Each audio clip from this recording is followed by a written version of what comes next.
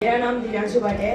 मैं कक्षा सप्तम का छात्र हूँ। एक बाप अपने बेटे को उस मुकाम तक पहुंचाने के लिए अपनी फटी चप्पलें पहनेगा, लेकिन अपनी फटी चप्पलें पहनेगा, बरसात में फटी छतरी लेकर जाएगा, लेकिन अपने बच्चे को अच्छे विद्यालय में पढ़ाएगा और अपने बच्चे के लिए रेनकोट जरूर लेके आएगा, बच्चे की सारी इच्छाएं पूरी करेगा। वो बाप है, कभी कुछ नहीं बोलेगा, आपकी सारी इच्छाओं को वो पूर्ण करेगा। वो बाप है, अपने मन के अंदर सोचेगा लेकिन कुछ नहीं बोलेगा। सर ने बोला कि अपने जो बच्चे होते हैं अपने माता पिता को वृद्धाश्रम भेजते हैं। ये बहुत गलत बात है। उस माता पिता ने बचपन से लेकर आज तक तुमको इतने अच्छे से पाला है। तुम अगर आज अपने बाप की लाठी नहीं बन सके तो तुम किसी काम के नहीं हो। अगर तुम अपने बाप की लाठी नहीं बन सके तो तुम किसी काम के नहीं हो। अगर अपनी माता की तुमने इच्छा पूरी नहीं की तभी भी तुम किसी काम के नहीं हो। अनाथ आश्रम भेज देंगे अपने माता पिता को, यह मत सोचो। माता पिता ने बचपन से लेकर तुम्हें बड़े होने तक इतने अच्छे तरीके से पाला है। माता खुद तुम्हें अच्छी जगह सुलाएगी, खुद जमीन पे सो जाएगी, लेकिन कभी नहीं अपने बच्चे का बुरा सोचेगी। जो माँ है वो सबसे ऊपर उसका दर्जा है। भगवान खुद नहीं आ सके इसीलिए माँ को भेजा। भगवान खुद नहीं आ सके इसीलिए माँ को भेजा। तुम क्या समझ रहे हो कि तुम वृद्धाश्रम भेज दोगे उनको? आज मैं इस मंच से यह संकल्प लेता हूँ कि आज जो भारत के युवा है वो अगर अपने माँ पिता के लिए गलत सोच रखे तो वो किसी काम के नहीं है। और अगर वो भारत के लिए गलत सोचे, अपने भारत के पीठ पीछे खंजर हुए तो वो कभी भी किसी काम की नहीं है। जो आतंकवादियों को जो ये नशा के कारण जो पैसा मिलता है उसी से तो हमारे पीठ में खंजर मोड़ते हैं। क्या सोच रहे हो तुम लोग? एक दिन तुम्हें भी सुरक्षा नहीं मिलेगी। आज तो भारत के जो वीर जवान है अपने घर के 30 त्योहार छोड़कर तुम्हारे लिए सरहद में है। तुम्हारी सुरक्षा के लिए आज सरहद पर वो खड़े हैं। तुम सुरक्षित रहो, तुम विद्यालय सुरक्षित से जाओ। लेकिन आज ये भारत के नए युवा उस नशे के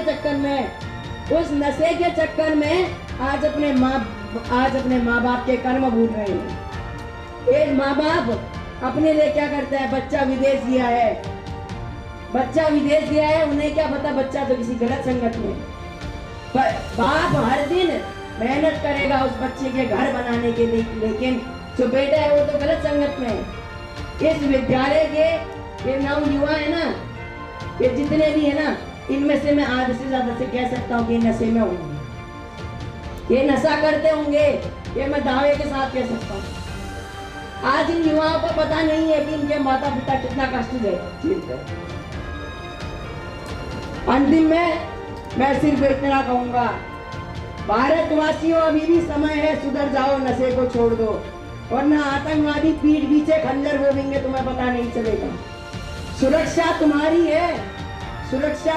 है, ये याद रखना। अपनी माता की इच्छा पूरी करनी है, ये भी याद रखना। अभी यहाँ आते हैं, पीछे लास्ट बेंच में बैठ जाते हैं और क्या करेंगे? पीछे लास्ट बेंच में बैठ के सर आगे से पढ़ा रहे हैं और पीछे से पता नहीं क्या। सर का पढ़ाया हुआ नहीं सुनेंगे उस समय। जब बड़े हो जाओगे तब पता चलेगा कि क्या काम था। मैं सर खाली अनावश्यक रूप से नहीं बोल रहे थे। सर ने कुछ सोच रखी है बोलने की कि मैं इन बच्चों को पढ़ाऊं। सर किसी के लिए बुरा ना सोचें। आचार्य जी कभी किसी के बच्चे का बुरा नहीं सोचेंगे, सबका सकारात्मक सोचेंगे, सबका अच्छा हो।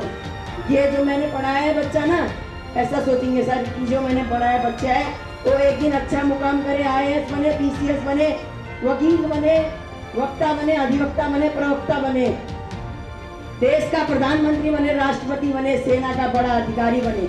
ये सोचेगा एक आचार्य जी। लेकिन बच्चे इतनी गंदी सोच रखेंगे ना आचार्य के प्रति। गुरु क्या होता है? गुरु एक बच्चे का मार्गदर्शक होता है, लेकिन क्या सोचते हैं? गुरु क्या है? अरे छोड़ो यार, आगे बता रहा है, नहीं सुनते हैं। बड़े होकर पता चलेगा कि गुरु ने जो चीज बोली वो सकारात्मक सही सोच से बोली। कभी इसको नकारात्मक मत लेना।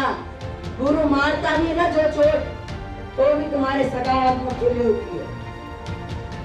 बुरा कभी गुरु नहीं सोचेगा, ना माता सोचेगी, ना पिता सोचेगा, ना घर के परिवार वाले तुम्हारा बुरा सोचेंगे।